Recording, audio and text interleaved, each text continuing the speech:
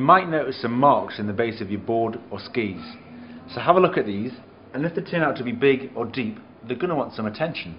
For this, you want a Petex candle that you get from a ski shop and something to melt it. Heat up the candle,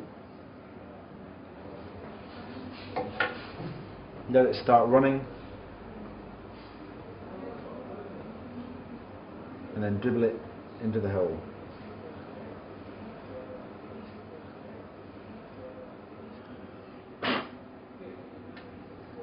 Now this needs to set, so you want to leave it for at least an hour, preferably overnight. It's now set, so we need to take off the excess. For this, use a metal scraper blade working from tip to tail.